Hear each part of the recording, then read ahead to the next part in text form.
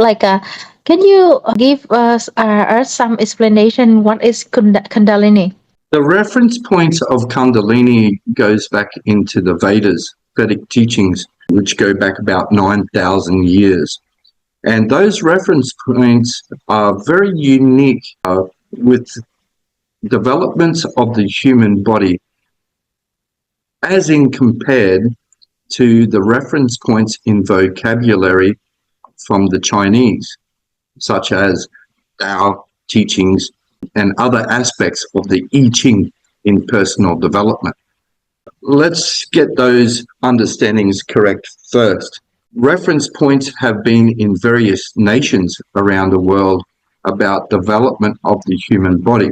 So there's a direct interrelationship on an energetic viewpoint about the development of the human body with the developing with more energy going through the body. The Kundalini is a huge part of that.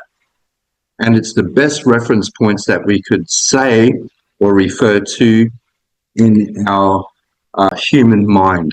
In simple terms, when a person starts having a stronger connection with their soul journey via their overself and a stronger connection with Mother Earth energy via their feet, there will be this center line of strength that is created that starts activating the Kundalini energy, which is a reference that we can refer to have a greater understanding of the development of the human body with the spiritual nature.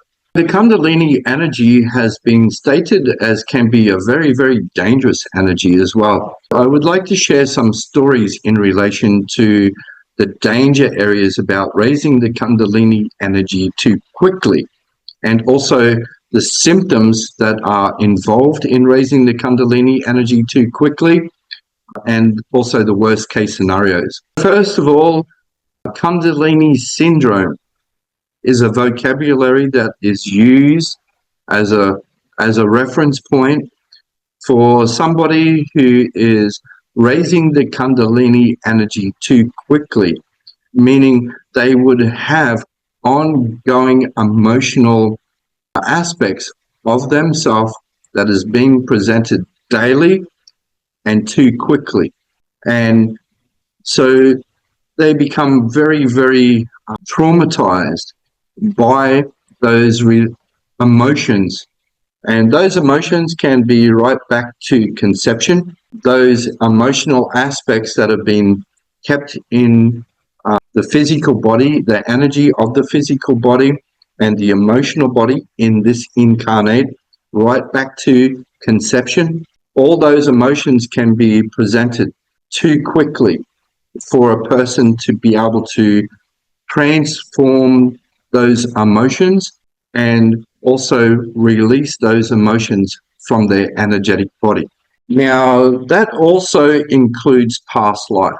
So the past life connections and those emotions that are carried into this incarnate, those emotions are very, very heavy. Those feelings are very, very heavy. To release those ongoing each day is too much for the mind, the body to cope with.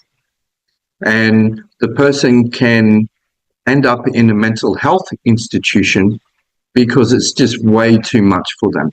Worst case scenario, a person can get so hot they can fry the brain and they can die.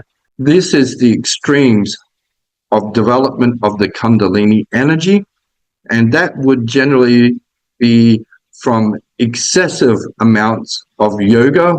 That's why there's so many varieties of yoga, so many techniques in yoga. That can also happen through excessive Qigong practices as well. Qigong can be practiced for 8 hours in a day. The average person's body cannot cope with that. There's also meditation practices as well. All of these areas can stimulate the Kundalini energy too quickly to create those issues what I have said, because there's a time period between level 1 and level 2. It allows, at Reiki 1, the Kundalini is stimulated. And with that stimulation, there's more energy going through the body, pushing the chakras open from the inside and starting to activate the ajna.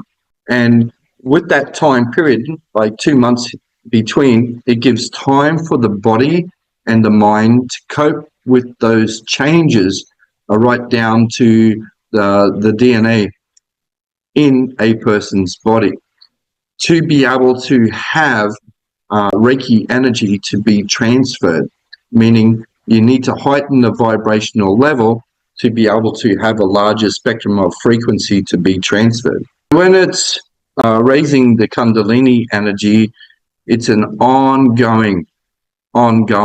First of all, as I said, having that connection with Mother Earth energy through the feet, and then with the Overself via the crown, with the soul. This is only the beginning.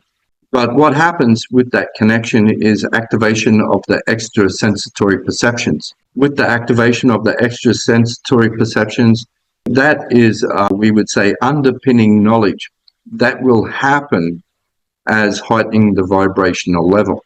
So I could keep on talking about many, many, many areas here, but please ask some questions of reference that you would like to know more about.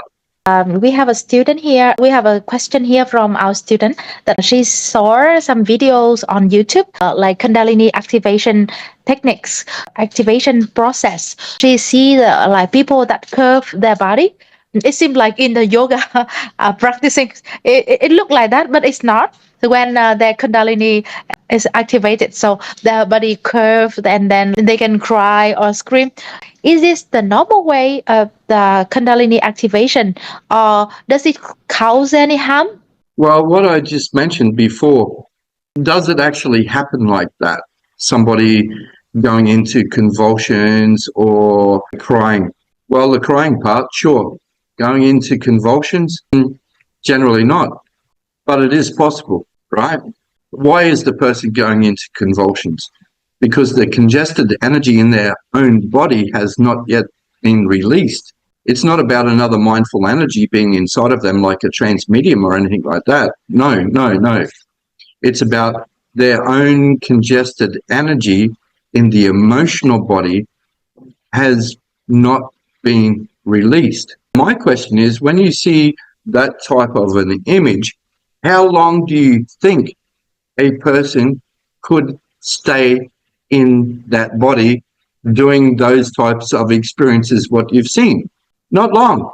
If they do, they should be in a mental health institution. Am I right? This is actually Kundalini syndrome.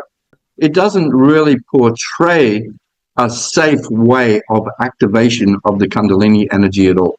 And also, that's why I was referring to the method of Reiki. There is a time period from the beginning of learning level 1 and also to learn level 2.